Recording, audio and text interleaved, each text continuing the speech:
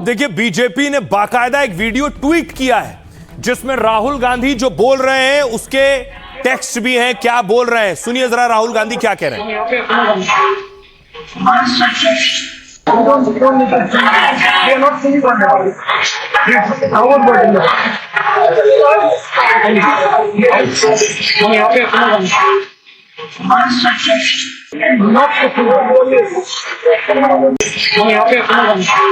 Video को देखिए, ये बीजेपी ने ट्वीट किया जिसमें राहुल गांधी के लिए बाकायदा टेक्स्ट लिखे कि राहुल क्या कह रहे हैं। बीजेपी का दावा है, राहुल कह रहे हैं हम वंदे मातरम नहीं गा रहे हैं, हम यहां पर अपना वंदे मातरम गा रहे हैं। राहुल ने कहा हम यहां पर वंदे मातरम, अपना वंदे मातरम गा रहे हैं, हमें गाने की जरूरत नहीं है। वो कह रहे हैं हम वंदे मातरम नहीं गा रहे हैं।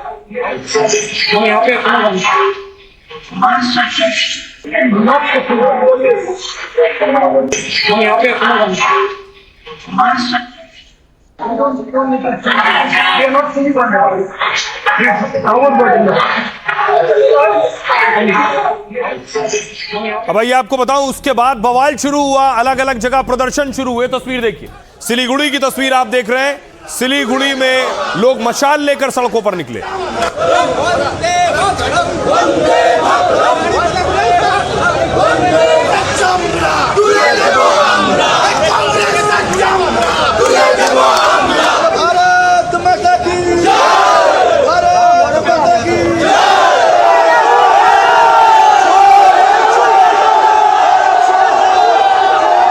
देश को तोड़ने के लिए एक ही शक्ति, एक ही मुद्दा काम करिए जिसको हम लोग नेशनल कांग्रेस बोलते हैं। तो बीजेपी बेशक अब इस मुद्दे को और बड़ा करने की कोशिश करेगी। सिलीगुड़ी में देखिए, सिलीगुड़ी के बाद श्रीनगर की तस्वीर आप देख रहे हैं। श्रीनगर में भी प्रदर्शन हुआ।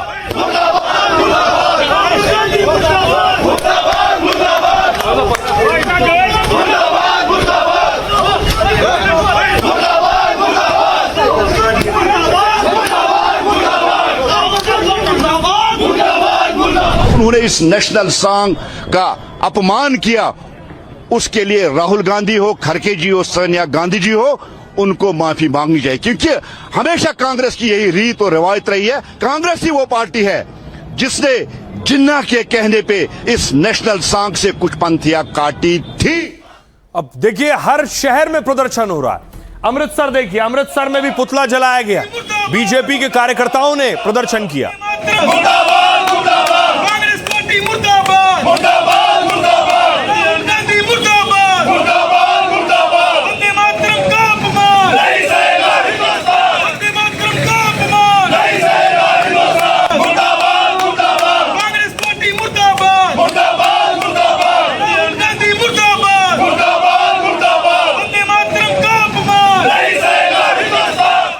चाहे जंतर मंतर हो या संसद हो, विपक्ष ने कोशिश की है बीजेपी को घेरने की। अब कांग्रेस पार्टी ने मुद्दा दिया है विपक्ष को घेरने का। इसलिए बीजेपी देखिए भोपाल में भी प्रदर्शन कर रही थी, भोपाल में भी सड़कों पर उतरी है।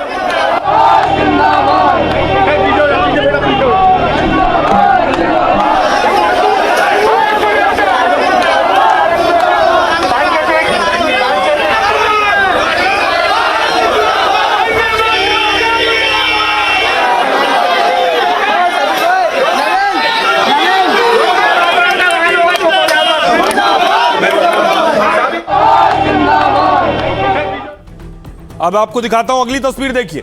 यह तस्वीर आप देख रहे हैं बनारस की, वाराणसी की तस्वीर। वाराणसी में भी बीजेपी कार्यकर्ता प्रदर्शन कर रहे हैं।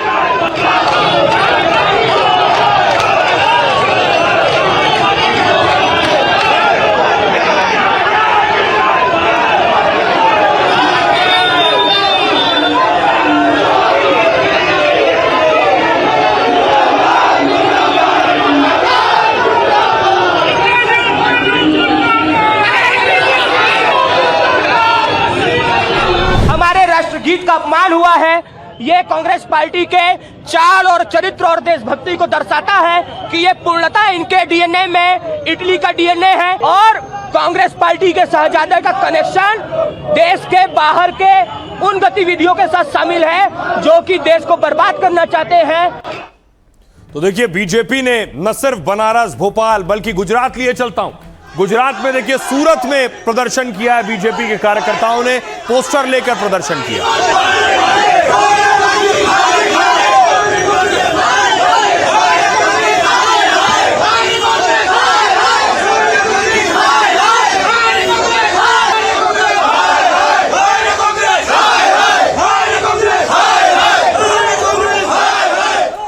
महाराष्ट्र लिए चलता हूं, देखिए जरा मुंबई में भी सड़कों पर उतरे कार्यकर्ता बीजेपी के, मुंबई में भी प्रदर्शन हुआ। हम तो राधे श्याम कहेंगे, हम तो सीताराम कहेंगे, हम तो राधे श्याम कहेंगे, हम तो सीताराम कहेंगे, हम तो सीताराम कहेंगे, हम तो राधे श्याम कहेंगे, रा रा रा रा राधे श्याम, रा रा रा रा सीताराम, सी सी सी सी सीताराम, हम तो राधे श्याम कहेंगे, हम तो सीताराम कहेंगे। तो सवाल यह है, क्या वो कमजोर नब्ज फिर बीजेपी के हाथ में कांग्रेस ने दे दी है? इसलिए अब बीजेपी इस मुद्दे पर कांग्रेस को घेर रही है, बड़े बड़े नेता अटैक कर रहे हैं। देखिए सबसे पहले मैं आपको बताऊं, गृह मंत्री अमित शाह ने कहा वोट बैंक के लालच में कांग्रेस ने वंदे मातरम को भुला दिया। राष्ट्रगीत का फिर से सम्मान सोनिया जी को रास नहीं आ रहा है। गृह मंत्री अमित शाह ने कहा है कोई सपने में भी कैसे सोच सकता है कि वंदे मातरम अधूरा छोड़ दिया जाए। सोनिया जी आपका यह पाप देश की जनता माफ नहीं करेगी। जयराम रमेश ने कहा इंदिरा भवन में वंदे मातरम का पूरा गायन हुआ है, इसे रोकने का कहीं कोई प्रयास नहीं किया गया। कांग्रेस अध्यक्ष खड़गे जी भी काफी देर तक खड़े रहे, इसलिए सोनिया जी ने उनके लिए कुर्सी लाने को कहा था। यानी जो तस्वीरें मैंने शुरू में आपको दिखाई, जयराम रमेश का कहना है वो सोनिया गांधी खड़गे जी के लिए कुर्सी मंगवा रही थी। शुभेंदु अधिकारी ने कहा कांग्रेस एक खास वोट बैंक को खुश करने की कोशिश कर रही है। वंदे मातरम के अपमान पर पूरा बंगाल बहुत गुस्से में, सोनिया गांधी और कांग्रेस को इस पर तुरंत माफी मांगनी चाहिए। पवन खेड़ा ने कहा कांग्रेस के कार्यक्रमों में वंदे मातरम का वही हिस्सा गाया जाता है जो अक्टूबर 1937 की कांग्रेस की समिति में तय किया गया था। सुमित्रो चटर्जी जो कि बंकिम चंद्र चटर्जी के वंशज हैं, 1937 में जिन्ना की आपत्ति के बाद कांग्रेस ने इसे छोटा किया था, यानी वंदे मातरम को। सोनिया गांधी और कांग्रेस को अपमान पर आत्ममंथन करना चाहिए, उन्हें देश और बंगाल के लोगों से बिना शर्त माफी भी मांगनी चाहिए। शकील अहमद कह रहे हैं कांग्रेस नेता देश में कई लोग पूरे वंदे मातरम को नहीं मानते और जो हुआ वो कांग्रेस की परंपरा के मुताबिक था, इसलिए अच्छा लगा कि कांग्रेस नेतृत्व ने ऐतराज जताया है। गिरिराज सिंह ने कहा वंदे मातरम का अपमान मतलब भारत माता का अपमान है। कांग्रेस ने पहले प्रधानमंत्री मोदी को गालियां दी, देश को बदनाम किया और अब वंदे मातरम का अपमान कर रहे हैं जिसे बर्दाश्त नहीं करेंगे। सुनिए, यह आसानी से ठंडा होने वाला नहीं है ये विवाद। सियासतदान क्या कहना है? कोई स्वप्न में भी कैसे सोच सकता है कि वंदे मातरम उसका गान अधूरा छोड़ दिया जाए? कांग्रेसियों को शर्म आनी चाहिए, और जरा भी शर्म बची है तो दो हाथ जोड़कर बंकिम बाबू की अमर आत्मा से और देश की जनता से माफी मांगी। इन्होंने वंदे मातरम नहीं गाया, इन्होंने राष्ट्रगान भी नहीं गाया, इन्होंने 52 साल तक झंडा तिरंगा भी नहीं फहराया। ये अंग्रेजों की गुलामी करते थे और जब आजाद हिंद फौज बन रही थी उस वक्त इनके नेता आजाद हिंद फौज के अंदर भर्ती को रोकने के लिए लगातार लगे हुए थे। ये हमको बता रहे हैं। सर्वोच्च नेतृत्व के इस आचरण की निंदा करते हैं और यह अपेक्षा करते हैं कि कांग्रेस पार्टी इसके लिए देश से माफी मांगे और यह स्पष्टीकरण दे कि उन्होंने ऐसा आचरण क्यों किया। जब ये कानून पार्लियामेंट में पास हो रहा था तो देश के गृह मंत्री नहीं थे और प्रधानमंत्री भी नहीं, तो यही सबसे बड़ा अपमान है ना। वंदे मातरम का अपमान करने वाले के खिलाफ सख्त कानून एक बन रहा था और उस वक्त देश के गृह मंत्री और देश के प्रधानमंत्री सदन में उपस्थित नहीं थे। चेयरपर्सन ने कांग्रेस प्रेसिडेंट की उपस्थिति में वंदे मातरम को अपमान किया है।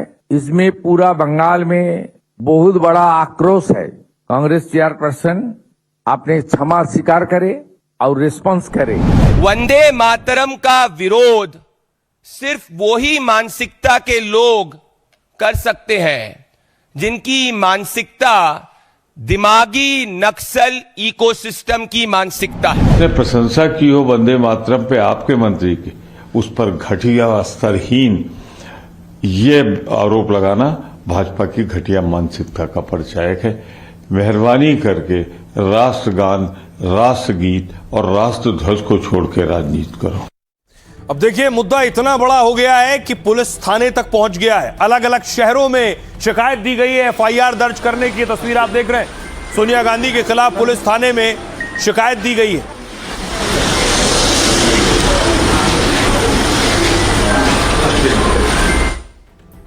अब देखिए, अलग अलग शहरों में शिकायत दी जा रही कि एफआईआर की जाए। वंदे मातरम के गायन पर कांग्रेस और सोनिया गांधी विवादों में है। देश में कई जगह सोनिया गांधी के खिलाफ शिकायत दर्ज हुई है। सोनिया गांधी के खिलाफ एफआईआर दर्ज कर गिरफ्तारी की मांग होने लगी। बेंगलुरु में देखिए, बीजेपी नेता ने सोनिया गांधी के खिलाफ लिखित शिकायत दर्ज कराई। आरोप लगाया कि सोनिया गांधी ने वंदे मातरम का अपमान किया है। 15 अगस्त को दिल्ली में कांग्रेस कार्यालय में ध्वजारोहण हो रहा था, तब सोनिया गांधी ने वंदे मातरम को बीच में रोकने को कहा। उन्होंने प्रोटोकॉल तोड़ा और राष्ट्रगीत के प्रति अनादर दिखाया। यह शांति भंग करने के इरादे से जानबूझकर किया गया काम है, इसलिए सोनिया गांधी पर एफआईआर दर्ज कर कड़ा कानूनी एक्शन हो। अगर पुलिस ने एफआईआर दर्ज नहीं की तो हम हाईकोर्ट जाएंगे, कहा गया बेंगलोर में। दिल्ली में देखिए, हिंदू सेना ने सोनिया गांधी के खिलाफ शिकायत दर्ज कराई। दिल्ली पुलिस कमिश्नर को मेल कर निष्पक्ष जांच की मांग की है। सामने आए वीडियो और कार्यक्रम की पूरी रिकॉर्डिंग की जांच हो। अगर राष्ट्रगीत की गरिमा को ठेस पहुंचाने की बात प्रमाणित होती है तो कानून के मुताबिक उनके खिलाफ उचित कार्रवाई की जानी चाहिए। यह शिकायत सियासी द्वेष नहीं, वंदे मातरम के सम्मान में दर्ज कराई गई है। वाराणसी में सोनिया गांधी के खिलाफ तहरीर दी गई है कि सारनाथ क्षेत्र के एक पूर्व प्रधान ने यह शिकायत दर्ज कराई है। कहा, राष्ट्रगीत को बीच में रोकने से राष्ट्रीय भावनाएं आहत हुई हैं। मामले की जांच कर इस मामले में कड़ी कानूनी कार्रवाई की जानी चाहिए। सुनिए शिकायतकर्ता क्या कह रहे हैं और सियासतदान क्या कह रहे हैं। कल कांग्रेस ऑफिस में ध्वजारोहण कार्यक्रम में वंदे मातरम बजाया गया था। सोनिया गांधी ने कार्यक्रम को बाधित किया और हमने देखा है, देश ने देखा है, वो अपने पार्टी कार्यकर्ताओं को वंदे मातरम रोकने के लिए कह रही थी और निर्देश दे रही थी। इसलिए हमने उर्वा पुलिस थाने में अनुरोध किया है कि सोनिया गांधी के खिलाफ एफआईआर दर्ज करें और दंडात्मक कार्रवाई करें। हमने आधिकारिक शिकायत दर्ज की है और अगर राज्य कांग्रेस सरकार और पुलिस विफल रहती है तो मैं कर्नाटक हाई कोर्ट में पीसीआर दायर करूंगा और मुझे कानून और अदालत पर पूरा भरोसा है। वीडियो का और वंदे मातरम का कतई दूर दूर तक संबंध नहीं। खड़गे जी की उम्र देखते हुए और उनको खड़े रहने की जो दिक्कत है उसको दूर करने के लिए वहाँ कुर्सी की प्रबंध क्यों नहीं किया, इस बारे में सोनिया जी बोलते हुए नजर आ रहे हैं। मगर भारतीय जनता पार्टी के पास करने के लिए कुछ नहीं, बोलने के लिए कुछ नहीं, और पिछले लंबे समय से उन्होंने कुछ काम नहीं किया, इसलिए वो बात का घुमा फिरा कर करे, बात को बतंगड़ नहीं बना रहे, तो बात को घुमा फिरा कर पेश कर रहे। राहुल गांधी, सोनिया गांधी, खड़गे जी, ये पता है कि उन्होंने वंदे मातरम को बंद करने के लिए भी कह दिया और ये भारत का अपमान है। वंदे मातरम का अपमान मतलब भारत का अपमान है। वो आजकल अपने से बाहर नहीं निकल पा रहे हैं। वंदे मातरम हमारे जीवन की संस्कृति है, सनातन। ये सनातन विरोधी लोग हैं। ये झंडा नहीं फहरा है 40 साल। भगवान के अस्तित्व को सावरकर ने कहा नहीं है। हेडगेवार और दीनदयाल ने राम को भगवान मानने से इनकार कर दिया था। रोपिएगा बबूल, खाइएगा खजूर, गोबर पर जितना घी डालिएगा उतना मां गोबरे का आएगा। इन लोगों के पास कोई एजेंडा नहीं है। वंदे मातरम का अपमान करके कांग्रेसियों ने फिर से यह संदेश दिया है कि जिस तुष्टीकरण की घटिया, घिनौनी, भारत विरोधी राजनीति के कारण 1947 में देश का बंटवारा हुआ, अलग पाकिस्तान बना, उसी के बीज बोने का काम एक बार फिर से कांग्रेस पार्टी के द्वारा किया गया है। यह बवाल इसलिए और बड़ा हो रहा है क्योंकि हाल ही में वंदे मातरम पर एक सख्त कानून आ गया है। उसे राष्ट्रगान, जनगण मन जैसा ही मुकाम दिया गया है। देखिए, सजा भी है इसमें। वंदे मातरम बिल हाल ही में दोनों सदनों में पास हुआ है और राष्ट्रपति की मंजूरी के बाद कानून का दर्जा भी मिल चुका है। नए कानून में इसे राष्ट्रगान और राष्ट्रध्वज जैसा दर्जा मिला है। मतलब कोई शख्स अगर वंदे मातरम का अपमान करता है तो उसके खिलाफ आपराधिक कार्रवाई की जा सकती है। अगर वो जानबूझकर वंदे मातरम के गायन में बाधा डाले, वंदे मातरम या उससे जुड़े कार्यक्रम को जानबूझकर बाधित करे, राष्ट्रगीत का सार्वजनिक रूप से अपमान या अनादर करे, ऐसी हरकत करे जिसे कानून अपमान की कैटेगरी में माने, अपमान पर 3 साल तक जेल है, जुर्माना या दोनों हो सकते हैं। अगर कोई शख्स दूसरी बार या बार बार ऐसा अपराध करता है तो उसे कम से कम 1 साल की जेल की सजा अनिवार्य है। ये नियम जानबूझकर किए गए अपमान या रुकावट पर लागू होते हैं। अगर अनजाने में नियम के पालन में गलती होती है तो राहत संभव है। आधिकारिक कार्यक्रमों में गीत के सभी 6 अंतरे गाए जाएंगे और वंदे मातरम की कुल अवधि करीब 3 मिनट 10 सेकंड होगी। पहले आमतौर पर केवल 2 अंतरे ही गाए जाते थे। सिनेमा हॉल या निजी कार्यक्रम में वंदे मातरम जरूरी नहीं है। यह कानून किसी को जबरन गीत गाने के लिए मजबूर नहीं करता है, बल्कि वंदे मातरम पर जानबूझकर रुकावट या अपमान को रोकता है। सुनिए क्या कह रहे हैं शहनवाज हुसैन और वारिस पठान। कोई वंदे मातरम का अपमान नहीं कर सकता। लोगों को प्यार से बोलना चाहिए वंदे मातरम, जोर से बोलना चाहिए वंदे मातरम, क्योंकि वंदे मातरम राष्ट्रगीत है और इस पर अब कानूनी मोहर भी पार्लियामेंट में लगा दिया गया है। अब वंदे मातरम का कोई अपमान करने की हिम्मत नहीं करेगा। वंदे मातरम नेशनल सॉन्ग, इसको मैंडेटरी नहीं कर सकते। मान देते, सम्मान देते, लेकिन आप बोलोगे कि पढ़ना ही पड़ेगा तो ये तो गलत बात है ना। भाई सुप्रीम कोर्ट का आदेश है, संविधान मुझे प्रोटेक्ट करता है, मगर इनको ध्यान भटकाना है मेन मुद्दों से तो एक ही चीज़ है, नफरत फैलाओ मुसलमानों के खिलाफ, ये करो इस तरह की बात और लोगों का ध्यान भटकाने की बात कर रहे हैं। हम नेशनल एंथम पूरी तरह पढ़ते थे, पढ़ते रहेंगे गर्व के साथ, झंडे को तो हमेशा सलाम है, लेकिन आप किसी को फोर्स नहीं कर सकते वंदे मातरम बोलने के लिए। वंदे मातरम उस समय गीत गाया जाता था कि छीन सकती है नहीं सरकार हमसे वंदे मातरम, हम गरीबों के गले का हार वंदे मातरम। वो वंदे मातरम जो आजादी का मंत्र था, उसको आजादी के इतने वर्षों बाद माननीय मोदी जी के नेतृत्व में न्याय मिला है और अब प्रत्येक कार्यालय से लेकर प्रत्येक प्रतिष्ठान में जिस प्रकार हमारे राष्ट्रगान को महत्व है, उसी प्रकार हमारे वंदे मातरम को भी महत्व मिले। लेकिन इससे पहले प्रधानमंत्री नरेंद्र मोदी ने लाल किले की प्राचीर से झंडा फहराया, तो उसके बाद देखिए पीएम ने एक हमला किया और हमला किया दिमागी नक्सलियों पर। घसीटने के लिए हिंसा अराजकता के वो रास्ते खोज रहे हैं, समाज को गलत राह पर घसीटने के लिए भांति भांति के दांव कर रहे हैं। इन दिमागी नक्सलियों को पहचानना होगा। प्रधानमंत्री नरेंद्र मोदी ने दिमागी नक्सलियों का जिक्र किया। ये कौन है दिमागी नक्सल? इस पर बवाल शुरू हो गया। सबसे पहले देखिए पीएम ने कहा क्या। उन्होंने कहा हमने नक्सलवाद को खत्म करने का संकल्प लिया था। आज नक्सल क्षेत्र में विकास का तिरंगा लहरा रहा है। हमें सावधान रहने की जरूरत है। हथियार बंद नक्सल तो गए, लेकिन दिमागी नक्सल मौके की तलाश में है।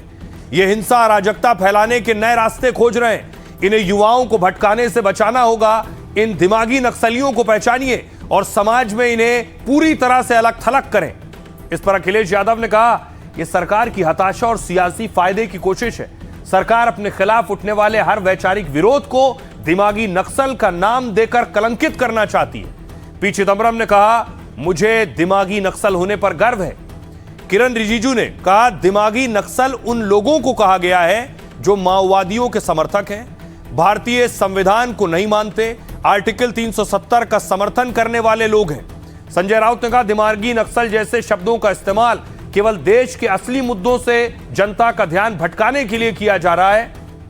रविशंकर प्रसाद ने कहा जो लोग समाज में छुपकर अशांति अराजकता फैलाते हैं, देश के विकास को रोकना चाहते हैं, वो दिमागी नक्सल हैं। नक्सलियों को सही बताने वाले दिमागी नक्सली हैं। ऐसे तत्वों को पहचानकर देश से पूरी तरह खत्म किया जाएगा। सौरभ दास सीजेपी के प्रवक्ता हैं। उन्होंने कहा आप पढ़े लिखे नौजवानों को नक्सली कैसे कह सकते हैं सिर्फ इसलिए कि वो आपकी सरकार पर सवाल उठाते हैं। बदलाव की घंटी बज चुकी है, जागने का समय आ गया है। सुनिए पीएम मोदी के बयान के बाद सियासी घमासान शुरू हुआ। सुनिए क्या कह रहे हैं। जंगलों में हमें हथियारी नक्सलों का खात्मा बुलाने में, उस संकट से देश को मुक्त कराने में सफलता मिली है, लेकिन हथियारी नक्सल तो गए, लेकिन दिमागी नक्सल मौके की तलाश में है। हिंसा अराजकता के वो रास्ते खोज रहे हैं, समाज को गलत राह पर घसीटने के लिए भांति भांति के दांव कर रहे हैं।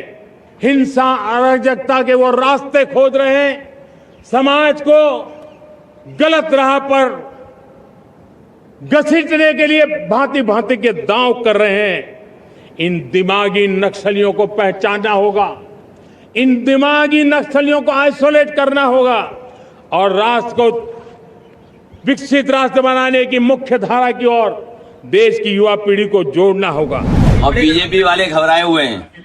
जब से बच्चों ने लोकतंत्र में अपनी आवाज उठाना शुरू किया है, बीजेपी के लोग घबरा गए हैं, घबराए हुए हैं। जो सरकार बच्चों से घबरा जाए और 10 साल में उनके पास कुछ काम करने का ना हो, रिकॉर्ड ना हो उनको बताने का, ये सरकार जाने वाली है। तो सबसे पहले तारीफ करना चाहिए प्रधानमंत्री जी को कि कम से कम प्रधानमंत्री जी पूरा छाती ठोक के बोल रहा है कि बंदूक वाला नक्सल तो खत्म हो गया और दिमागी नक्सल को भी ठीक करना है।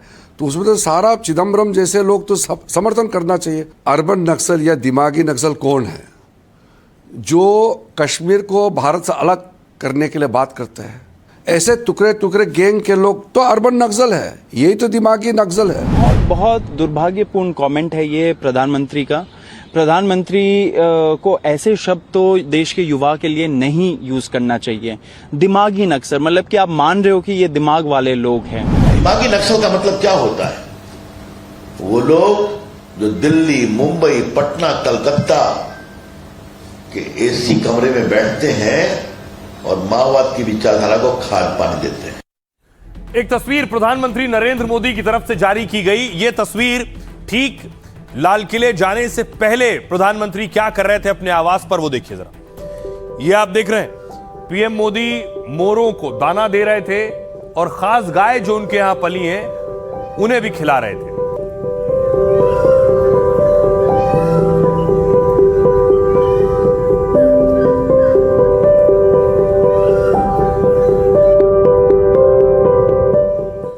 तो पूरे देश ने प्रधानमंत्री नरेंद्र मोदी का संबोधन देखा और सुना, लेकिन संबोधन से पहले मोदी जिन खास दोस्तों से मिले, अब उनकी अनोखी और दिलचस्प तस्वीरें सामने आई।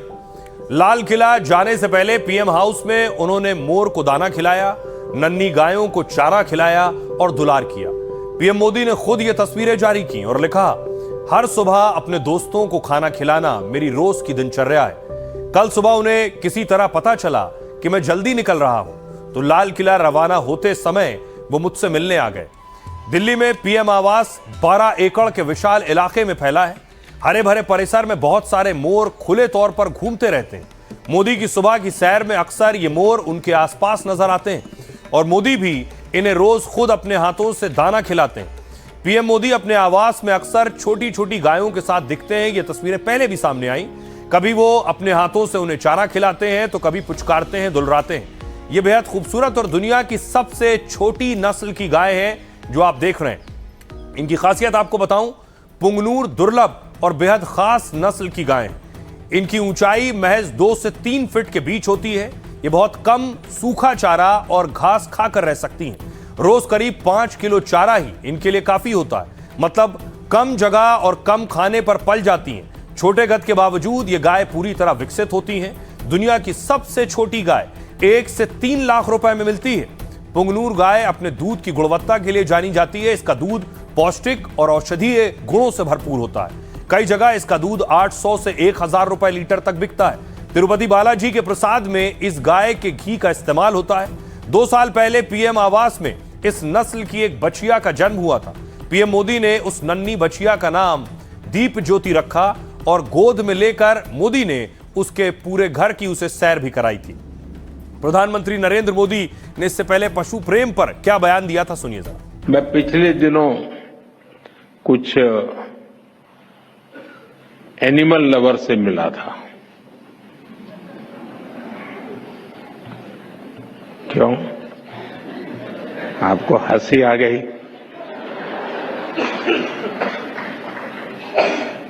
हमारे देश में ऐसे बहुत लोग हैं और विशेषता है कि ये गाय को एनिमल नहीं मानते।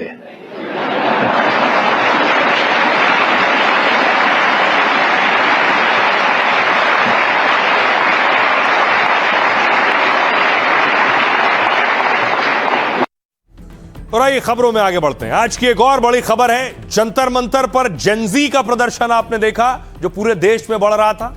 जेनजी के बाद अब जेन अल्फा का हल्ला बोल है। ये जेन अल्फा क्या है आपको बताऊंगा, लेकिन पहले देखिए ये जो बच्चे जो स्कूल में पढ़ते हैं वो प्रदर्शन कर रहे हैं। मध्य प्रदेश के उज्जैन में देखिए बच्चियां प्रदर्शन कर रही हैं।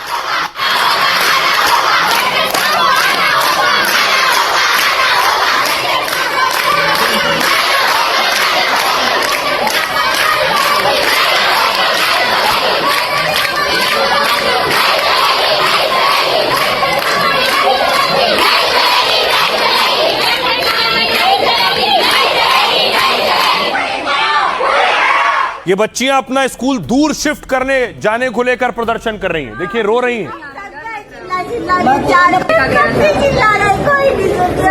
देखो ये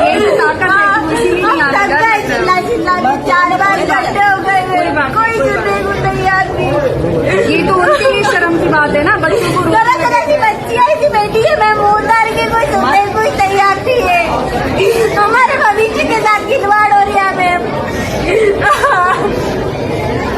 हमारा पास के हम फिर भी आए, हमारी तबीयत भी ठीक नहीं है, हम रात को दवाई नहीं आए। कोई सुन ही नहीं रहा है। थोड़ा शर्म करनी चाहिए यार। लड़कियों की शिक्षा में उनके अधिकार पे बात आई है तो जनता बोलेगी और आज जनता सारा हमारे यही सभी ने विनम्र निवेदन है कि आप हमारा स्थानांतरण ना करें और हमें बताएं कि आप एप्लीकेशन लेंगे। आप देख रहे हैं अधिकारी जब पहुंचे हैं तो बच्चियों ने, छात्राओं ने अधिकारियों को घेर लिया। हमें लिखित में चाहिए, हमें पूरा पक्का प्रूफ चाहिए और हमें चाहिए मतलब चाहिए, हमें स्थानांतरण नहीं होना चाहिए। सर आप अगर ज्यादा करेंगे, हमारा स्थानांतरण नहीं करेंगे तो हमें स्वयं आत्महत्या करने में निर्भर करना पड़ेगा सर आपको। तो क्या ये अलग तरह की क्रांति है, बच्चों में अलग तरह की जागरूकता है अपनी मांगों को पूरा करने के लिए? देखिए स्कूल के छात्रों ने रोड जाम कर दिया। लखनऊ की तस्वीर है।